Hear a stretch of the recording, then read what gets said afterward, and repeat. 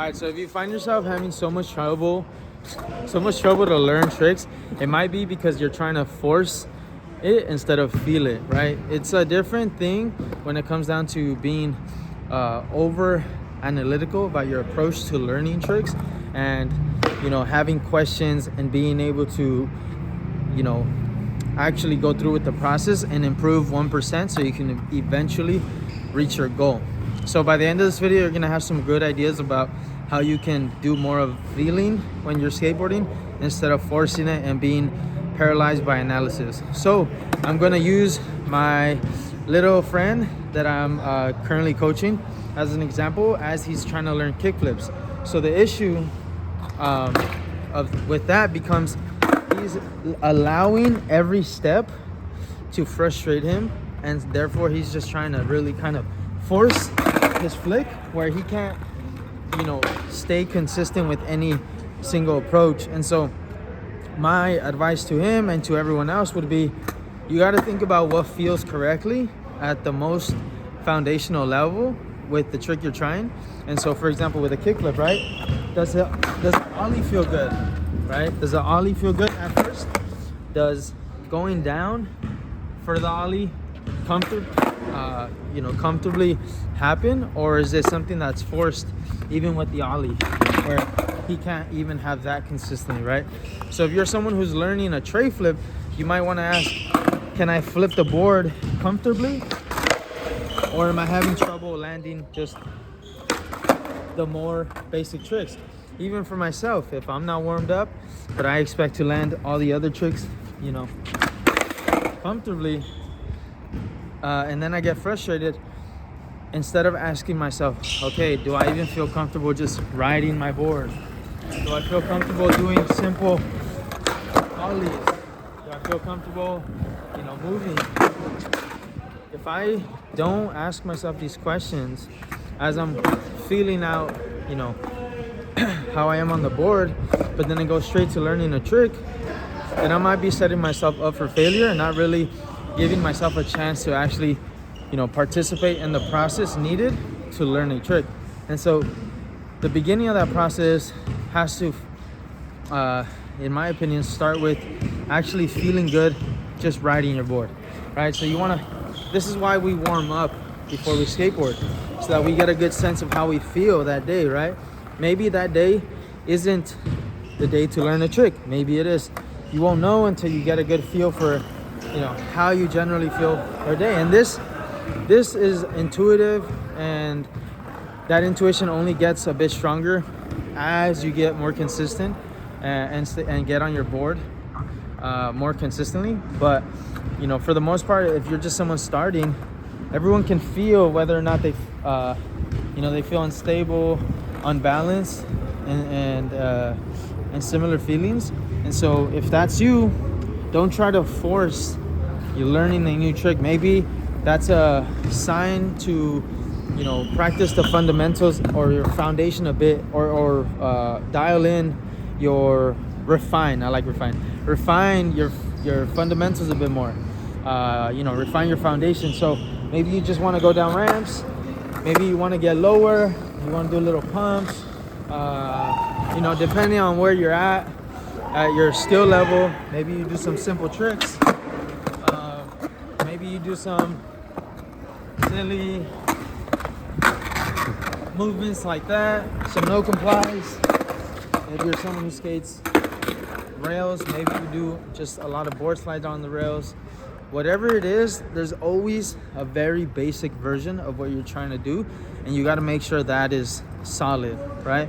Once that is solid, you want to go into learning a trick with a curious mind, not so much of or asking yourself, how come I can't do it? That's a very negative approach, and it just leads you to negative answers, right? Negative questions lead you to negative answers. So if you're asking yourself, why can't I do this? The answers you're gonna get are probably like, well, maybe I'm just not meant to do these tricks, or maybe that's just not in my ability or my realm of tricks that I can possibly do. We quickly write ourselves away from certain tricks when all you can start to do is, shift that negative question to a positive question and ask, okay, how come when I try to flip it, it flips slower than it needs to? Or how come it flips too fast? How come it doesn't flip at all? How come when I try to flip, I can't do the 180? These are questions that from a sense of curiosity instead of a sense of, a negative sense, right? And so defeat. Huh? A sense of defeat. Yeah, like a sense of defeat. You don't want to be asking questions with a sense of defeat. You want to be asking questions with a sense of optimism, a sense of opportunity. What? Abundance, yeah. Abundance scarce. You want an abundance mindset, not a scarce mindset. So essentially, you want to breed what? You want to breed the possibility for opportunity. You don't want to breed the possibility of just continuing to frustrate yourself. So therefore, you want to go into the learning the trick with curiosity, right? As you get curious, as you go through with that process, you're gonna hopefully switch things around. You're gonna start to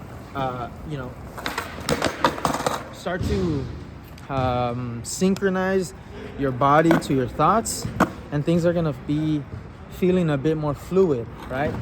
This doesn't happen in a day. It doesn't happen in 10 minutes, or it doesn't happen as soon as you ask the right questions.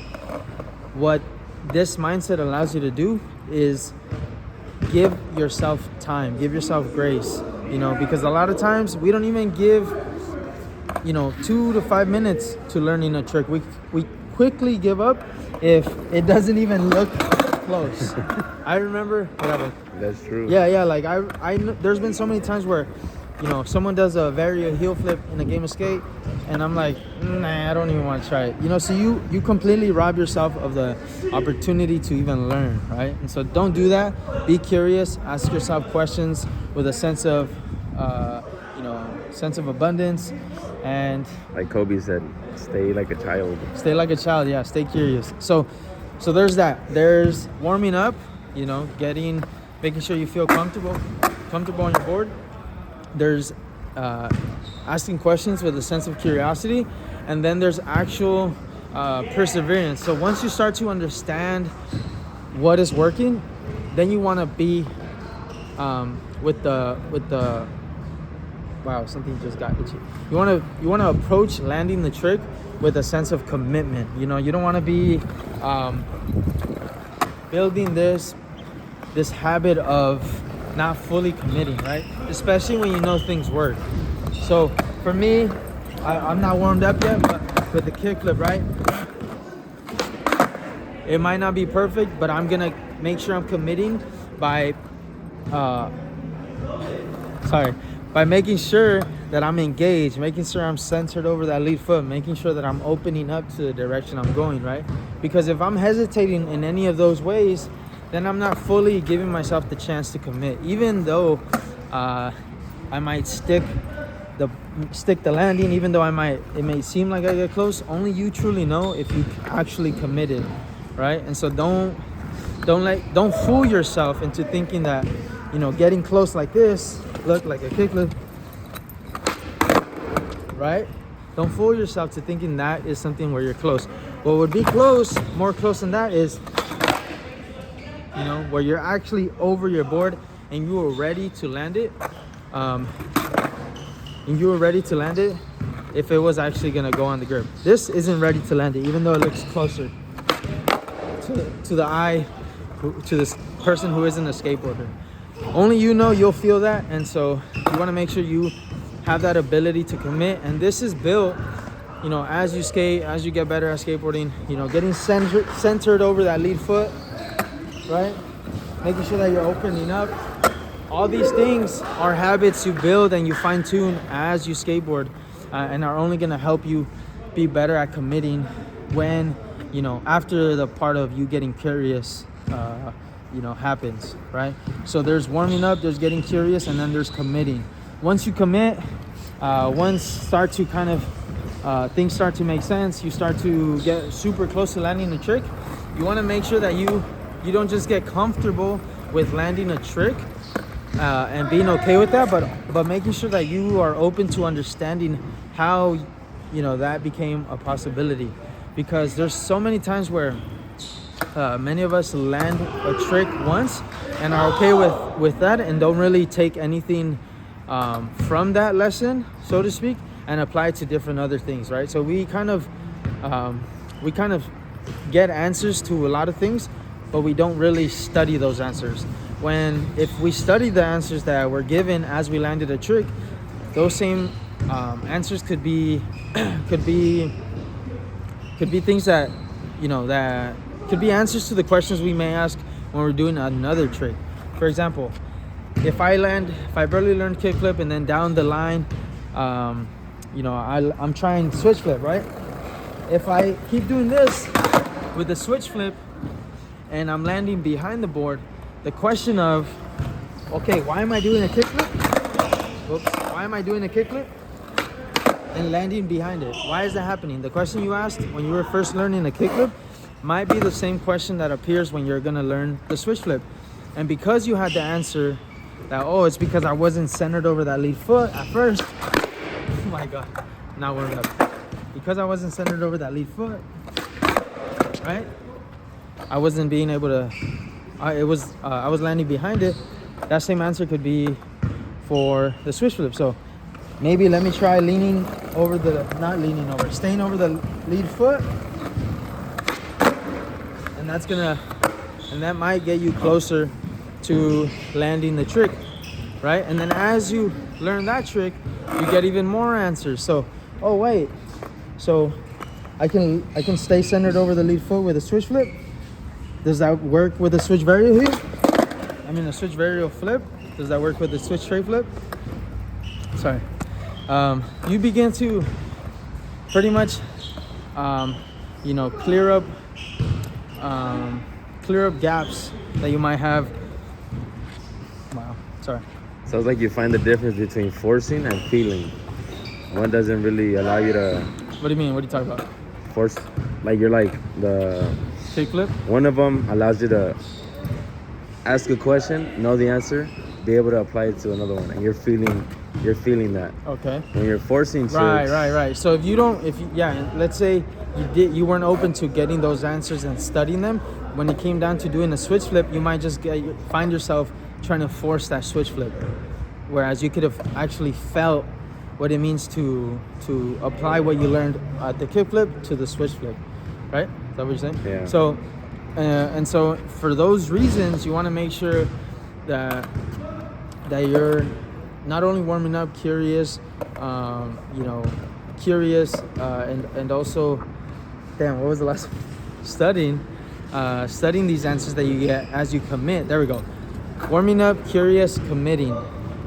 You want to make sure you're studying those answers that you get from committing to the tricks and landing them, because it's not just about landing the trick, it's about understanding how to actually go through the process of learning a trick. Because how you learn the ollie, or how you learn this trick, even just like whatever that trick is called, that is the same. That process can be applied to learning, let's say, a kickflip crook down a rail.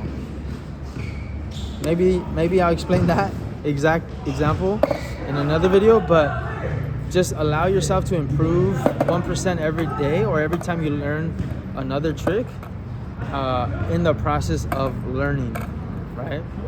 Learning a trick in skateboarding. And then you'll find that this process can also be applied to other things like skating competitions, filming a street part, filming a line, filming a clip. It transfers into many areas of skateboarding. And so you learn it. Doesn't mean that if you learn it perfectly with the ollie or with a very simple trick at first, you're going to be, a master and be able to learn every trick. It just means that you're improving 1% every time that you actually go through this process and apply yourself. So having said that, hopefully this video had you asking some questions about how you navigate your own process of learning a trick and maybe adapt a bit better. Ask questions on, what wasn't maybe too clear. I'll definitely elaborate on this topic a bit more. Other than that, I'm gonna end it here. Let's do a double tray flip to end it. But if you're curious in coaching or lessons, hit me up at profe.carlos on Instagram. But yeah, double tray.